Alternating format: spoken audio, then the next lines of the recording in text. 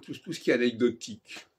En astrologie, par exemple, le fait qu'André Barbeau nous raconte qu'il avait pointé l'année 53 et qu'en 53, Saladin est mort, et que ça correspond au cycle, à la conjonction Saturne-Neptune, c'est anecdotique. Et on ne peut pas faire de la science avec de l'anecdote. L'anecdote, ça va alourdir l'événement, va lui donner une résonance qui n'a pas à demander. Il ne s'agit pas de bâtir la science astrologique sur l'anecdote.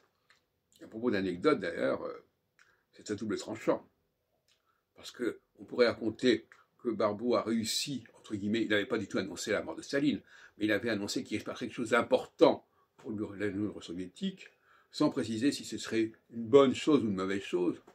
En 1989, et 36 ans après la mort de Staline, est-ce que ce qui s'est passé avec l'écroulement de l'URSS et l'écroulement du bloc communiste, est-ce que c'était une bonne chose pour... Est-ce que Barbeau avait en tête que ça serait une bonne chose, une mauvaise chose? Non.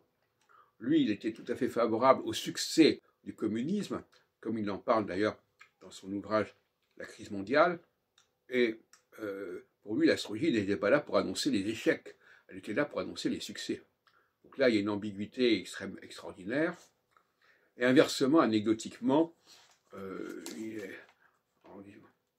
il avait annoncé en 67, et puis ça a repris bien dans les années qui suivront, une troisième guerre mondiale pour les années 81-82 qui n'a jamais eu lieu.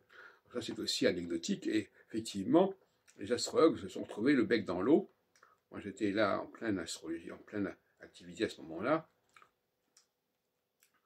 Les grandes conjonctions, là, les années 80, verraient le succès de l'astrologie parce qu'elle aurait annoncé la guerre mondiale. On est comme le genre de pari un peu stupide que l'on peut faire, alors qu'en réalité, l'astrologie est une sociologie.